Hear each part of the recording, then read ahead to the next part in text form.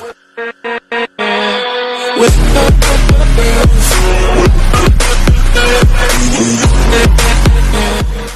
up, everybody? It's your boy Ash. Happy Friday, guys. I wanted to come to you guys today with a One Piece discussion video, and in today's video I wanted to talk about the Scabbards' strength, guys, here. So in chapter 992 we got the fight between the Scabbards and Kaido, and this was the chapter for the Scabbards to really show their strength. They really showed off. We got some named moves from almost all the Scabbards in general. So I wanted to come here, talk a little bit about the Scabbard strength, how strong I think they are, how this fight with Kaido I think is going to end between them and Kaido, guys. So let's start with the Scabbard strength here. And man, oh man, they really showed off here. I was so happy reading this chapter, and I just read through it again a little bit here. And I love that Oda let the Scabbards kind of show off the true strength a little bit here. We got named attacks from Nekomamushi, Inuarashi. We got Kawamatsu involved. Ikiku was involved. Izo was involved. So I love that we got named attacks from them. They got to show off here. Raizo's a Hokage level. Apparently here, Sanin level with his ninjutsu scroll. So things were crazy. They got to show off here, and it took Kaido so much by surprise. He was so shook here. So I think this caught a lot of us by surprise here. We knew the Scabbards were strong. Obviously, they're strong. They're Odin's vassals here. They have Haki, Observation, and not Conquerors, but Armament Haki. So we knew that they were strong, but I never saw this coming from the Scabbards. We've seen, obviously, Kinemon is supposed to be one of the strongest, if not the strongest Scabbard. I don't know how true that is. I would say Nekomamushi and Inuarashi in their Sulong forms are probably stronger than him, but with his ability to cut fire, his strength, and his Haki, I don't know. Kinemon might be the strongest Scabbard, which is weird because they didn't get the training that the ones who have been around for the 20 years that they were missing have gone through. Yeah, they got older, but Denjiro and the other ones were around. They had time to train, build their strength. So it's weird to see that the 20-year gap, didn't really put a gap in their strength at all. As far as we know, as far as we can tell. But in this chapter, it looks like the Scabbards are all on equal terms. They're all on equal planes. Their strength looks pretty even keel throughout the board. Obviously, with Inuarashi and Nekomamushi, it's a little different because they're in the Sulong firms. They're super strong right now. They're on a different level of strength here, but it looks like even with that, they're all pretty close to each other, which is awesome to see. But in general, I love that the Scabbards got to show their strength off here. Obviously, we start with Nekomamushi using his cat tornado thing, Inuarashi using his peg leg sword to stab Kaido. But let's start there. Their ability to hurt Kaido is different. Now, coming into this arc, we thought Kaido was pretty much indestructible. We got something when he fell off the Sky Island that he's been trying to get assassinated by the Marines 15 times or 50 times or whatever it was. They tried to impale him with spears. They tried to cut off his head. They tried shooting him. Dogs always make some kind of noise when the video goes on. But the only thing we didn't hear about them was them trying to drown Kaido. Put him in the water, see what happens, which is what my immediate thought would be if I knew he had a devil fruit, like the dragon fruit or whatever his fruit is that we don't know the name of yet. But that's the only thing that we assume they haven't tried yet. Just tried putting him in water unless he's like Jack and somehow survives.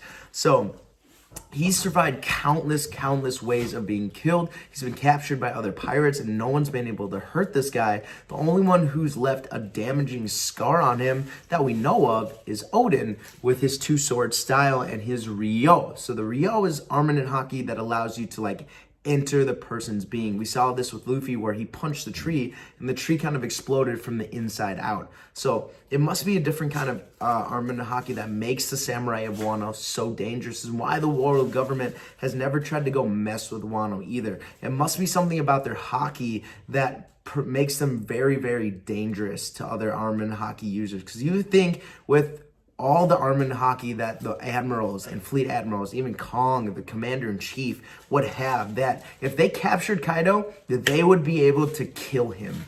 There's no reason for them to capture Kaido and not be able to kill him. With all the strength that they have, it just doesn't make sense. For the Scabbards to be able to damage him to this extent, to be able to pierce his dragon flesh, for starters, he's in full dragon form, and they couldn't kill, or excuse me, they can pierce his dragon flesh with normal attacks. it just, something seemed a little weird about that. So I wanted to start there, but it just kind of shows the Scabbards' strength. They took their training seriously. They've been waiting for this moment and they're not pulling any punches.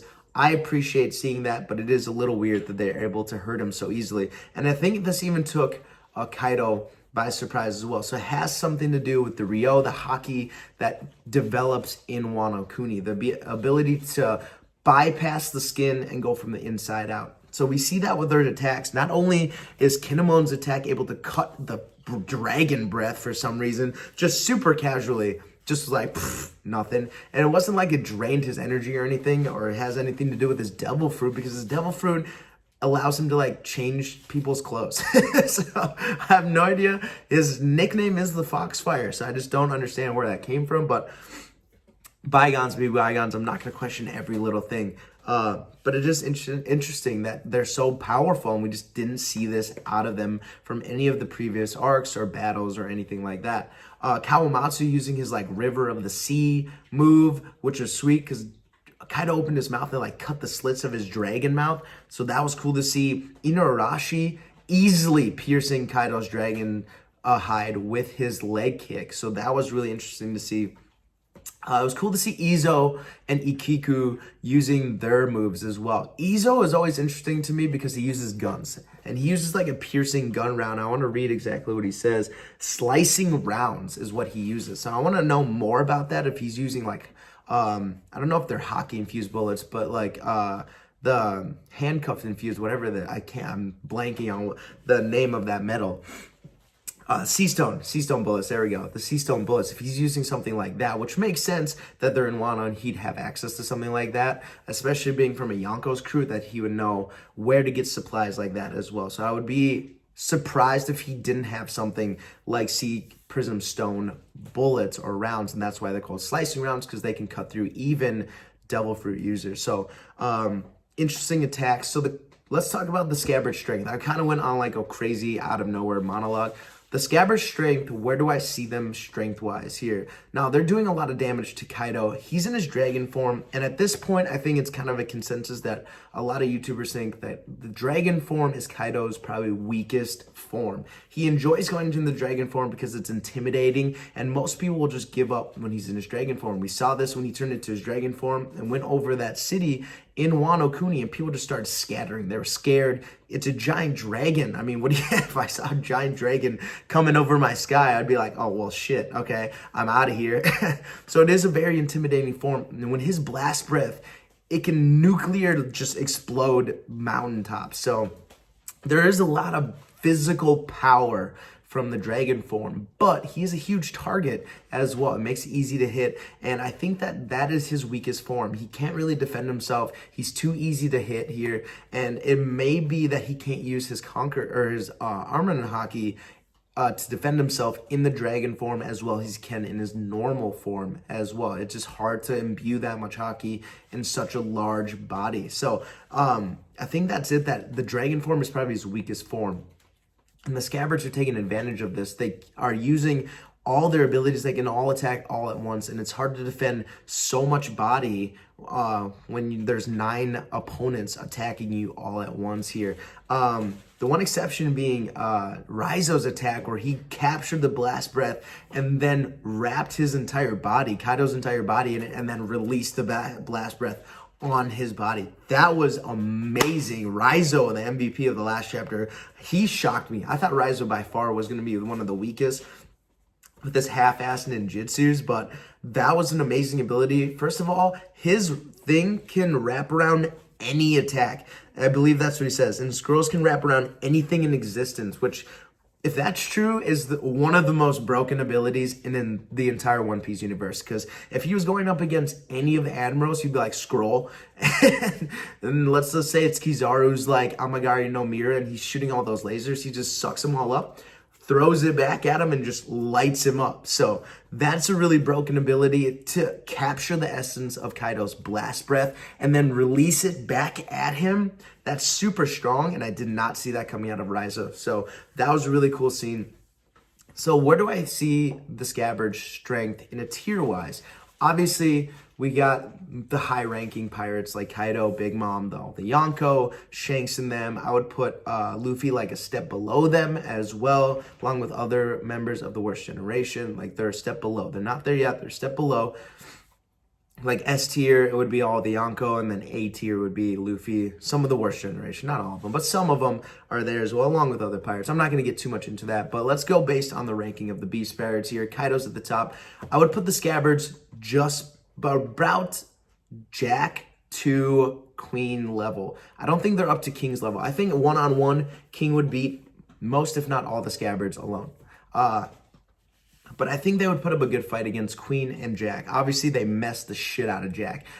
They might all be, but not all of them, but most of them may be stronger than Jack by themselves. Obviously, Inuarashi and Nekomamushi in Sulong form messed Jack up. And I think if that battle would have continued them against Jack, that they would have beaten Jack before when they fought on Zo. So I definitely think they would have beat Jack. Yeah, it was 2-on-1, so maybe 1-on-1 would have been different, and that's hard to scale because even 1-on-1, Inuarashi caught Jack's trunk and was like, dude, you're not doing that here. So I don't know how it would have gone if it was a fair fight, which pirate fights are not fair, but if it was like a good 1-on-1 fight, I think most of the Scabbards could take Jack. Queen would be a little more because Queen in his Brontosaurus form is even bigger than Jack in his mammoth form and probably weighs more as well. So that'd be a little more of a challenging fight.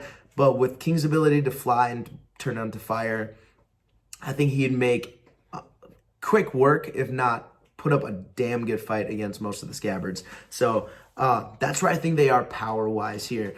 They're just below King, probably Queen level. So they're probably Yonko Commander level, which is saying not all of them. I would say most of them are Yonko Commander level based on their strength in this chapter alone. Yeah, this might be like their one and only strongest attack, but it doesn't look like any of them are drained for energy right now and could probably keep this up for a couple more, I don't know, a couple more attacks, but they could probably keep this up.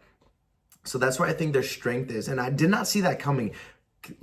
Before this chapter, I would have said they're maybe Jack level, besides Inuarashi and Nekomamushi. Maybe Denjiro would be Yonko Commander level because of his strength and Ryu and his swordman's ability. And maybe Ashura Doji as well. We know Ashura Doji's strong. He was able to cut Jack before. So a couple of them for sure probably would have been Yonko Commander level, but not all of them. But after this chapter, I would say they all have pretty good strength to be Yonko Commander level, which is even like saying that it seems wrong, but based on the evidence, it's hard to argue with that they're that strong and they're showing off right now. So I don't know beforehand when we were in Dressrosa and other places that they just didn't show off their true strength. They were waiting for this moment to really pour in their full power against Kaido.